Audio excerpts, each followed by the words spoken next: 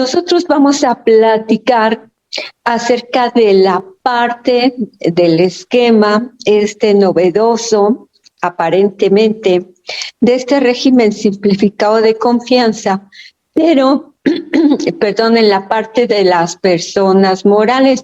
Ya el contador Vicente Morales les habló o nos habló de cómo es el esquema para personas físicas, que obviamente es el que ha levantado más interés, se ha dado a conocer más en los medios de publicidad, pero también viene consignado el tema de las personas morales. Entonces vamos a analizarlo, si es bueno, si es conveniente, qué tanto sirve, hacia dónde vamos, qué es lo que podemos esperar, nos pasamos a él, no nos pasamos.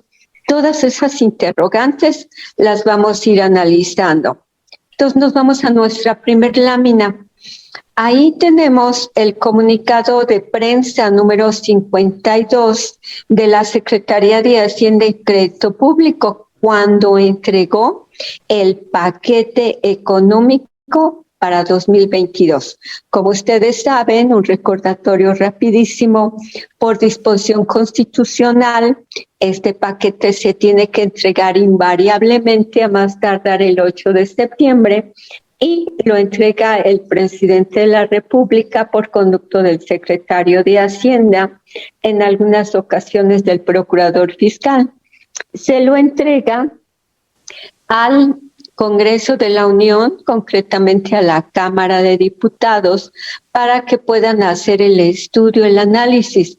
También ustedes recordarán que por disposición igualmente constitucional, todos los proyectos, todas las iniciativas que tienen que ver con aspectos tributarios, aspectos en materia de recaudación, tienen que analizarse primero en la Cámara de Diputados y una vez que lo aprueba esta Cámara de Diputados, se pasa a la Cámara de Senadores, que es la colegisladora.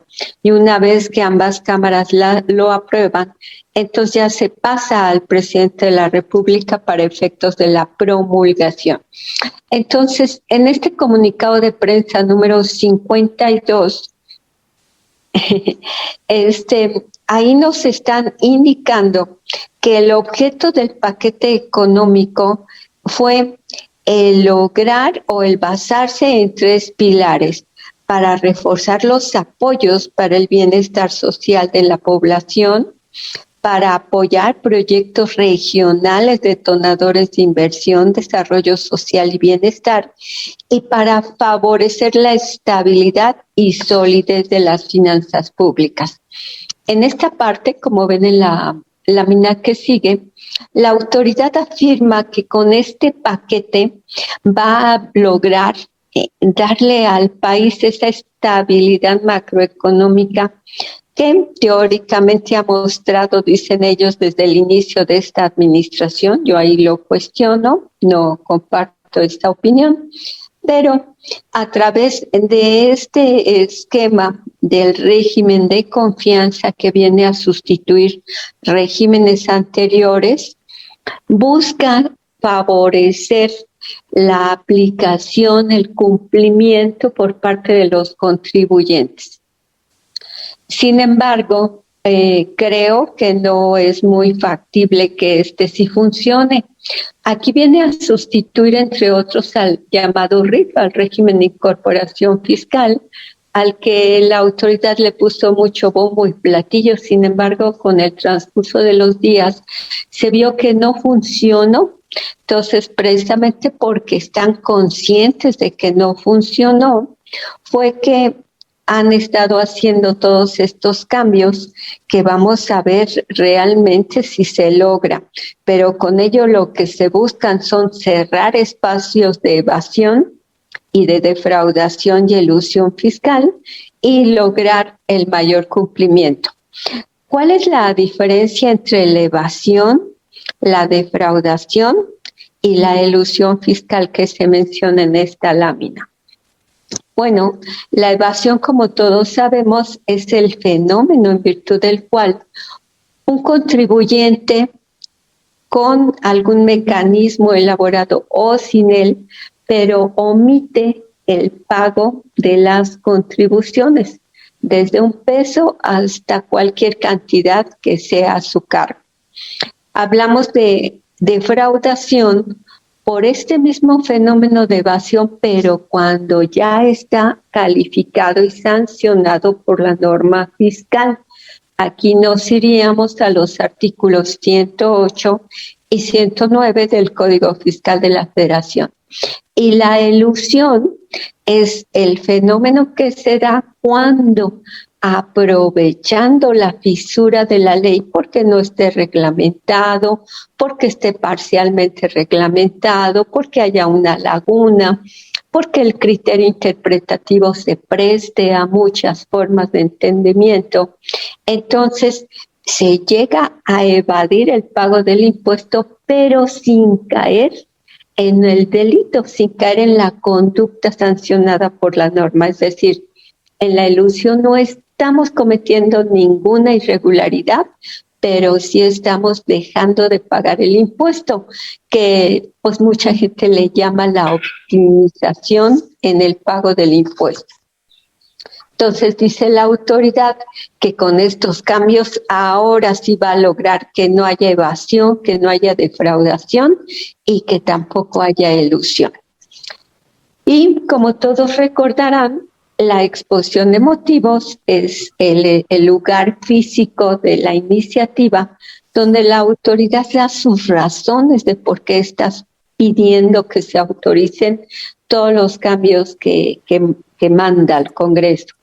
Y en esta exposición de motivos, la autoridad dijo que pues la mayoría de los contribuyentes de lo que se integra en el gran paquete de personas que estamos obligados a aportar nuestros dineros para conjuntar todo este patrimonio para el gobierno federal, para que pueda realizar sus actividades, reconoce que hay muchos esquemas muy complejos y que por lo tanto el cumplimiento requiere la necesidad de acudir a la asesoría y que no es factible que los ciudadanos contribuyan de una manera rápida, práctica y sencilla.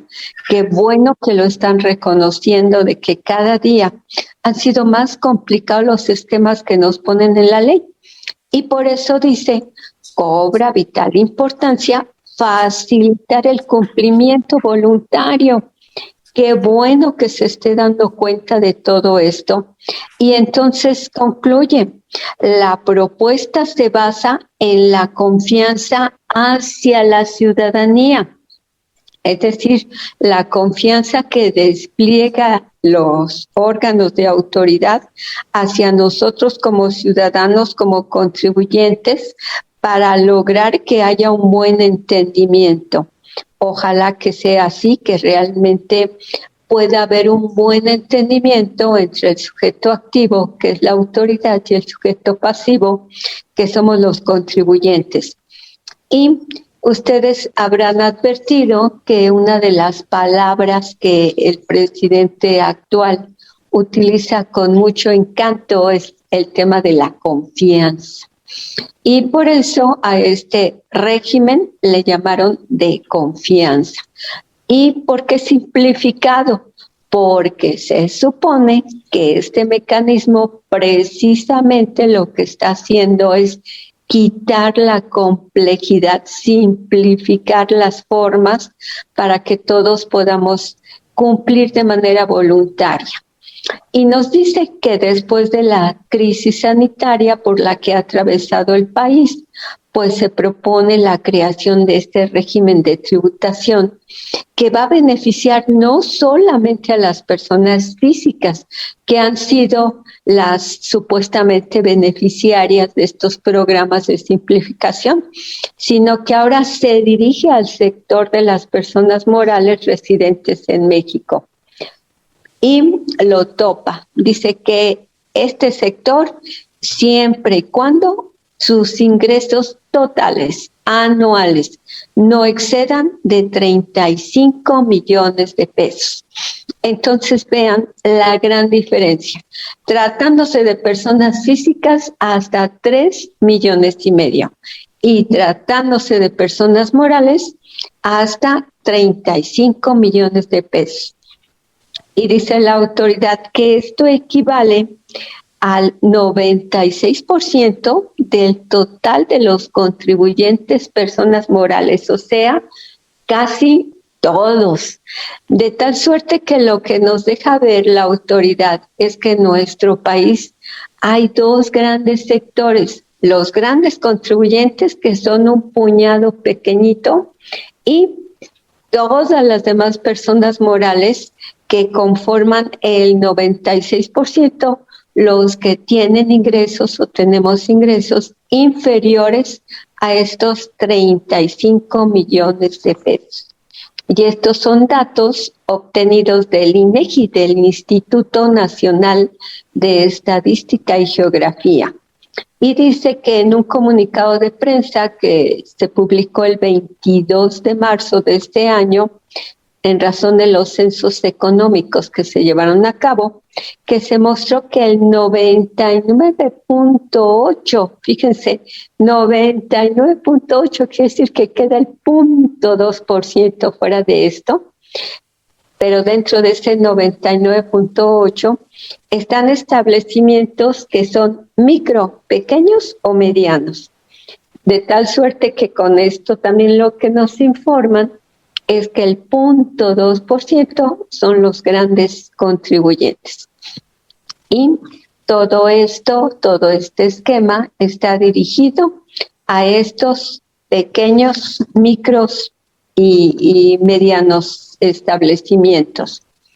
Y que esto implica o corresponde a 2.1 millones de establecimientos, que es el segmento estratégico.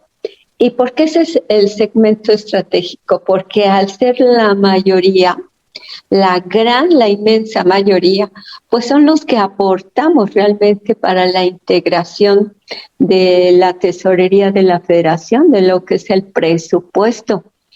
Porque los demás, que son los grandes contribuyentes, aunque son muy fuertes, pero tienen sus despachos de asesores muy calificados que los llevan a grandes estrategias, y según lo que ha dicho la jefa del SAT, pues resulta que lo que pagan viene a ser ese 1% que ahora están calculando para las personas físicas cuyos ingresos sean el primer sector, o sea, hasta 50,000 pesos. Entonces, pues imagínense cómo está la integración de este gran mundo que es el de los contribuyentes. Y dice que estos contribuyentes que conformamos el 99.8%, estamos obligados a pagar sobre un coeficiente de utilidad, que eso todos los contadores lo conocen muy bien, para el cálculo de los pagos provisionales, de los 12 pagos provisionales. Y dice la autoridad, reconociendo, que es maravilloso que lo reconozca, que estas empresas pues les está ocasionando un gran hoyo, una gran erogación que le golpea, que le disminuye en gran medida sus flujos de efectivo para poder llevar a cabo su actividad. Esto es verdaderamente cierto, real. Tan es así que desde hace muchísimos años, una de las grandes peticiones que se dirigen a las autoridades son precisamente en el mes de julio la disminución del coeficiente de utilidad para con ello poder pagar menos, porque lo que se viene pagando se ha recaído una hojita, nos obliga a que nos estemos descapitalizando. Y aunque al final del año se hace el esquema y muchas veces el recorte y muchas veces se logra obtener una devolución de impuestos o se logra ver la compensación, pero con todo y eso, en el momento en que se están dando los pagos, pues nos quedamos descapitalizados. Entonces, qué bueno que la autoridad lo esté reconociendo. Hasta aquí vamos poniéndoles palomitas. Ahora el tema es ver que efectivamente se vuelva una realidad. Y que entonces por eso dicen que a este sector que obtiene ingresos acumulables al año de hasta 35 millones, se nos va a permitir el uso del esquema de flujo de efectivo. Vamos a pagar cuando sea una realidad económica el cobro y vamos a deducir hasta que efectivamente hayamos realizado el pago de esos conceptos. Y precisamente en razón de esto es que en esta lámina que tenemos a la vista, yo les pongo aquí el trámite que se lleva a cabo hasta el momento para solicitar la autorización de disminución de los pagos provisionales. Y esto lo presentan las personas morales que estiman que su coeficiente de utilidad para obtener el monto de sus pagos provisionales está por encima de lo que realmente corresponde. En la ficha que sigue, que ya la tienen a la vista, viene precisamente el cómo se lleva a cabo ese trámite, que hasta ahorita pues ustedes lo pueden llevar a cabo. Se hace con fundamento en el artículo 14, último párrafo de la Ley del Impuesto sobre la Renta y también 14 de su reglamento.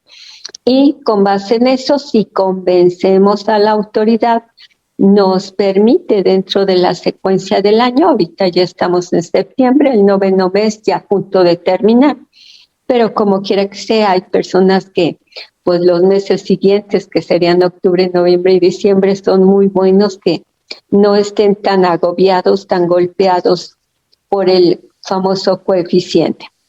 Entonces, con base en todos estos antecedentes, en todas estas consideraciones, es que la autoridad concluye que en este nuevo régimen se dejarán de realizar los pagos provisionales mediante el uso de ese coeficiente obtenido en la declaración anual del ejercicio fiscal anterior, sino que ahora va a ser en razón de la diferencia entre lo que obtenemos y lo que gastamos, lo que invertimos en obtener esa utilidad, que eso lo vamos a ver con calma. Y además de eso, nos ofrecen como regalo, como oferta, el que nos van a permitir que las inversiones se puedan depreciar, se puedan amortizar con más rapidez porque nos están aumentando el porcentaje y de esa manera podamos tener un círculo vicioso en el cual podamos aprovechar más nuestros flujos económicos. Yo les he puesto unos cuadros comparativos que vamos a analizar y en algunos casos sí efectivamente se da esto. Sin embargo, al final les haré la crítica de lo que desde mi perspectiva presenta todo este paquete y me parece que no es tan bondadoso como nos lo quieren vender, pero sí trae algunas cosas buenas.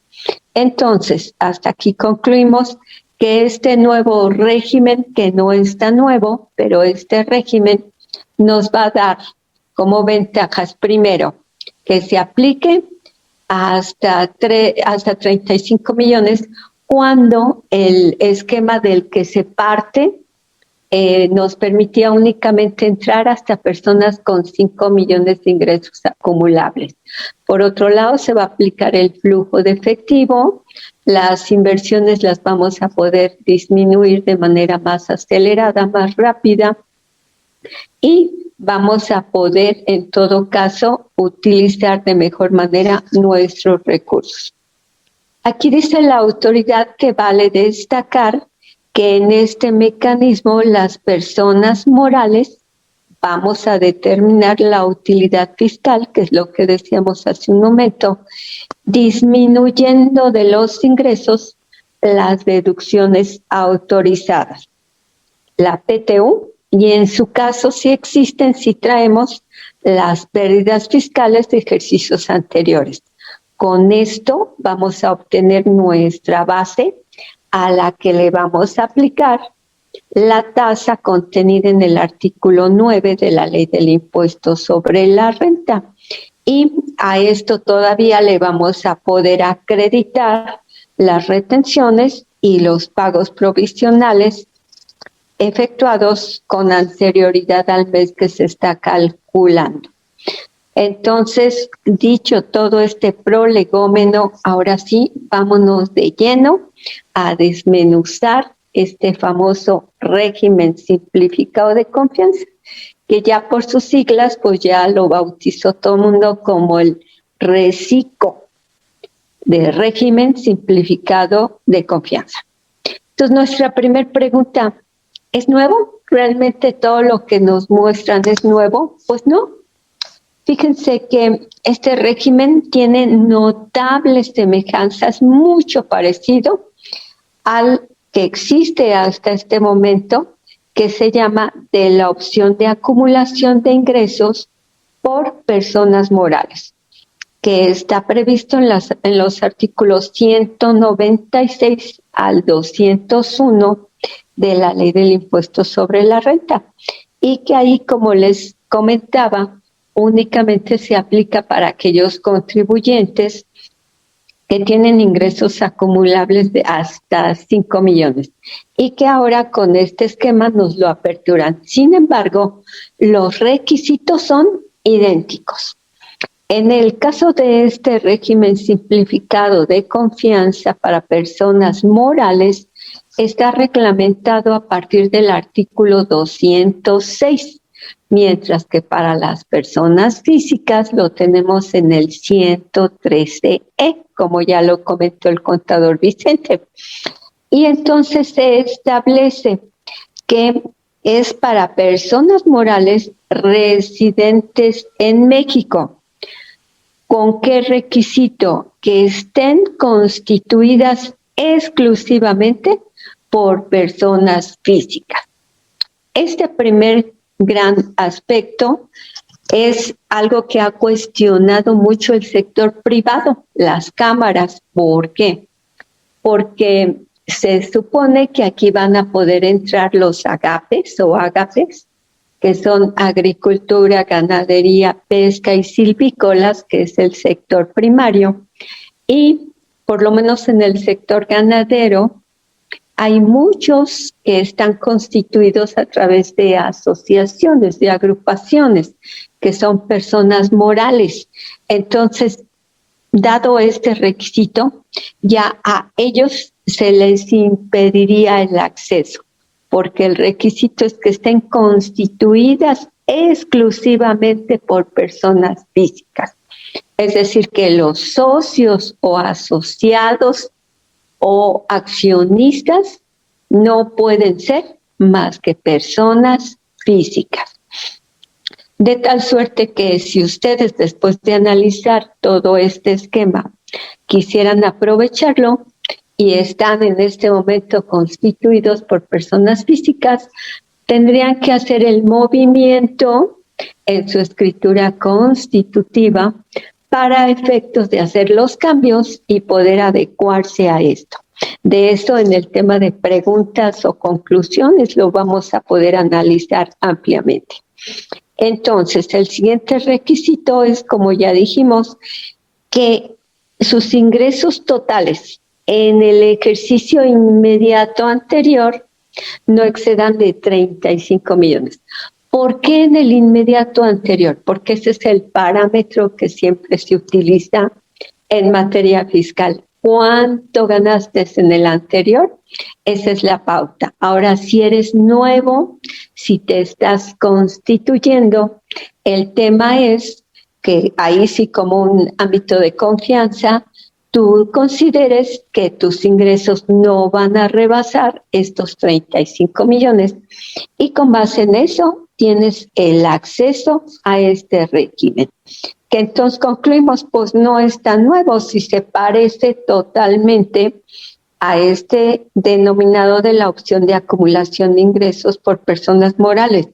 Si ustedes por curiosidad se van al artículo 196, van a encontrar lo mismísimo, con la única diferencia, insisto, de que allá se habla de 5 millones de pesos. Luego, ¿qué va a pasar si nosotros entramos a este régimen y en el transcurso del año del ejercicio fiscal nos excedemos de esos 35 millones de pesos? Pues dice la norma que entonces vamos a tener que salir del régimen, pero ojo, y esto también está en el 196, pero vamos a poder continuar este ejercicio. Y ya el siguiente ejercicio sí tendríamos que salirnos, tendríamos que mudarnos, que transportarnos hacia el régimen general de ley, al obligatorio. ¿Qué quiere decir esto? A mí me llamó mucho la atención analizándolo ya con calmita, de que a diferencia de lo que se decía para el RIF, de que cuando excedieran los 2 millones de pesos, inmediatamente tenían que cambiarse y pasarse al régimen que les correspondiera. Aquí no, ni en este ni en el del 196. Aquí continuamos todo el año, a pesar de que pudiéramos haber rebasado los 35 millones desde el primer mes. Fíjense, la redacción dice: cuando los ingresos obtenidos por el contribuyente en el periodo transcurrido desde el inicio del ejercicio y hasta el mes de ese ejercicio en que rebasemos estos 35 millones. De tal suerte que aunque nosotros ya obtengamos de ingresos acumulables más de esos 35, vamos a continuar en este régimen hasta concluir el año, hasta el 31 de diciembre, y hasta el siguiente año es que nos cambiaríamos. Entonces, ¿cuál sería el ejemplo? Pues que si esto es aprobado, que creemos que va a ser aprobado, si esto se aprueba por las cámaras y ya se publica en el Diario Oficial de la Federación para ya entrar en vigor a partir del 1 de enero de 2022, entonces los que ingresen, los que opten por este régimen, entonces aunque en enero, febrero, marzo, cualquier mes superen los 35 millones, hasta el 1 de enero de 23 es que van a tener que hacer el cambio y ya tributar en los términos del título 2 de la Ley del Impuesto sobre la Renta.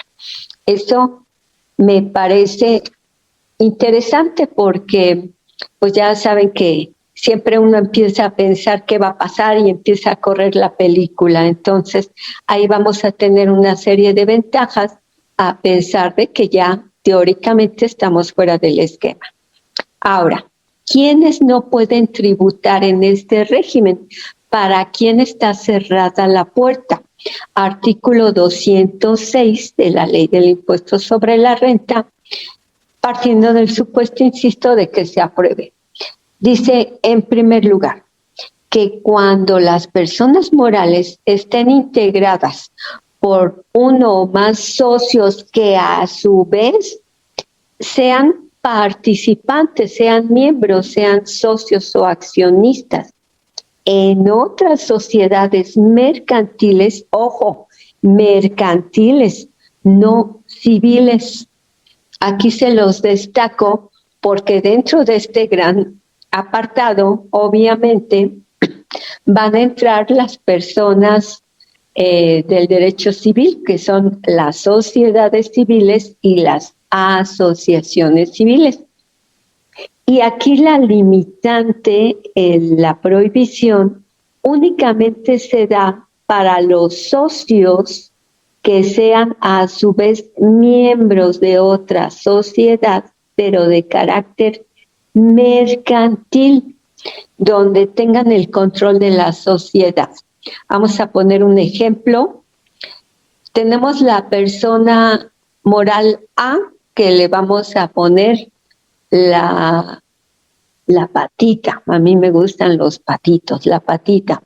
Y ahí están de socios las personas físicas 1 y 2. Vamos a ponerle Anacleto y Petra o Pedro.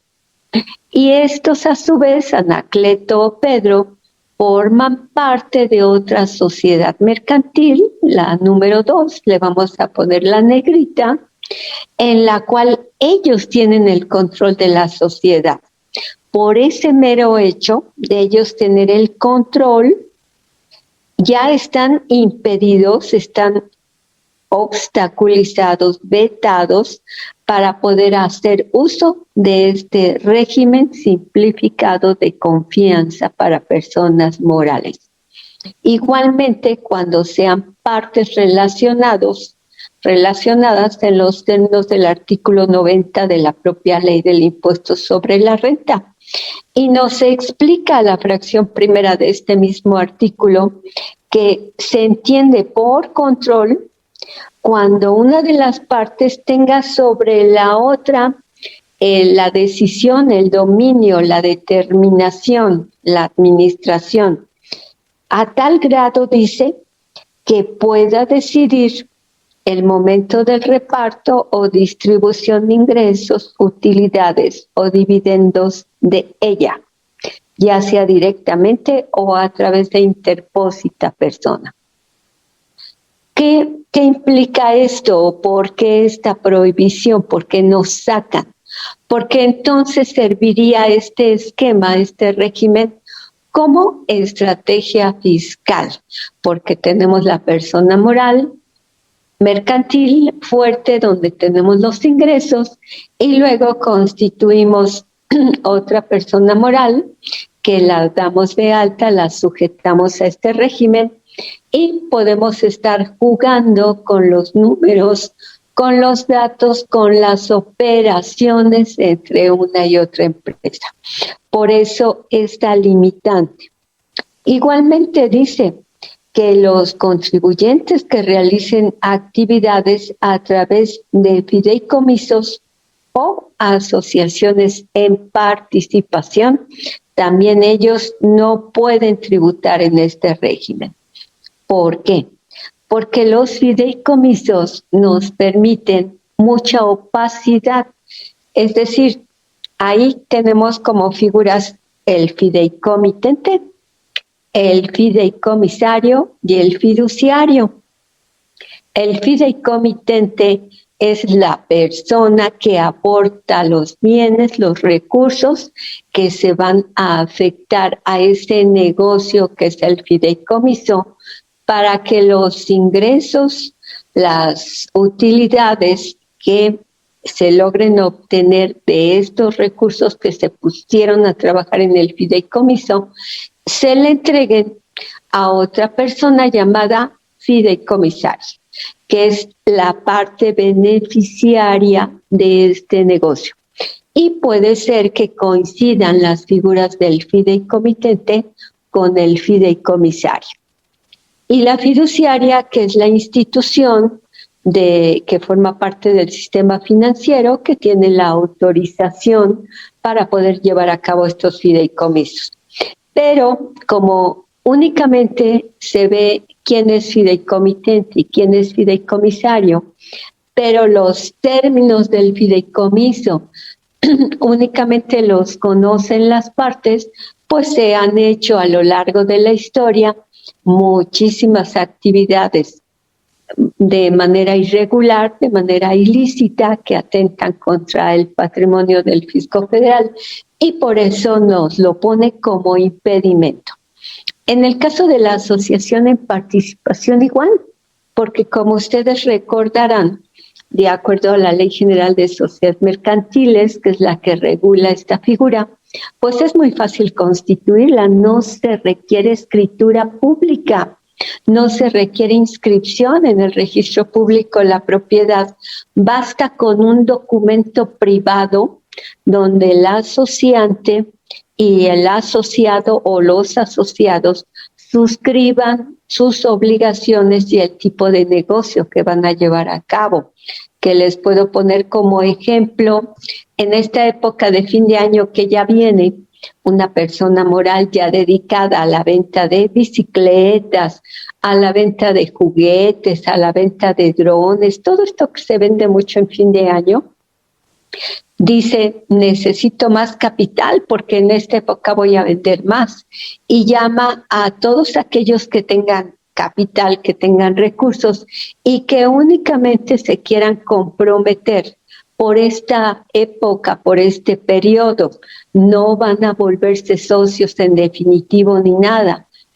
Yo bromeando lo comparo con una unión libre, así con un concubinato, cuando las personas no se casan, simplemente dicen, pues nos rejuntamos este tiempecito, lo que ahora llaman el compañero de cuarto, ¿no? Entonces, en la asociación en participación, dada esta facilidad de integrar el negocio jurídico y la imposibilidad que tiene la autoridad de revisarlo con la facilidad que tiene una escritura pública donde se constituyen sociedades formales, pues por eso lo prohíben, no, por aquí se me va a fugar la situación y lo van a utilizar de tal manera que me desfiguren los propósitos. ¿Quiénes más están prohibidos, están impedidos? Dice que los que tributen en los términos de los capítulos 4, 6, 7 y 8 del título 2, ¿quiénes son ellos? El sector financiero, porque para ellos no se generó, no se plasmó, no se pensó, no se estructuró este esquema. El sector financiero es de los grandes contribuyentes y ellos nada tienen que hacer. Seguramente un banco de los grandotes, pues en un día conjuntan los recursos que son para todo el año. En el caso del capítulo 6, que está dirigido al régimen opcional para grupos de sociedades, esto es lo que antes eran las holdings, entonces pues igual nada tiene que ver ese esquema con este régimen. En el caso de los coordinados, también ahí se mueven cantidades de dinero importantes, entonces por eso los excluyen. Y finalmente, en el caso del régimen de actividades agrícolas, ganaderas, silvícolas y pesqueras, esto se da cuando ellos están constituidos como personas morales, porque como ya vimos, únicamente pueden entrar a este esquema las personas morales que estén integradas únicamente por personas físicas. Y también se da la prohibición para todos los que están en el título 3, que son las personas morales con fines no lucrativos, porque ellos tienen un régimen muy específico. También se da la prohibición para quienes tributen conforme al capítulo 7 del título 7 de la Ley del Impuesto sobre la Renta, que son las sociedades cooperativas de producción. Y finalmente, para aquellos contribuyentes que se salgan del esquema. Si se salen, ya no hay regreso. En el caso de las sociedades cooperativas, yo me pregunté cuando estaba armando el material, ¿de ellas por qué? ¿Cuál es la causa, cuál es la razón para que a ellas se les impida entrar a este régimen? Bueno, pues en su siguiente lámina, como podrán ver, les puse material del propio SAT, donde nos dice que conozcamos que es una sociedad cooperativa. Y ahí nos explica que las sociedades cooperativas están integradas por personas físicas que tienen intereses comunes y principios de solidaridad, esfuerzo propio y ayuda mutua, con el propósito de satisfacer necesidades individuales y colectivas a través de la realización de actividades económicas de producción, distribución y consumo de bienes y servicios. De tal suerte que esta figura siempre se ha considerado una figura del derecho social, como que tiene por objetivos, como propósitos, el que se conjunten un número específico de personas y se ayuden mutuamente. Entonces, pues el legislador, el que está proponiendo en este caso la iniciativa, está considerando que ellos no necesitan acudir a este régimen. Yo creo que sí les deberían de permitir el acceso, pero pues a juicio del que integró esta propuesta, no debe de ser.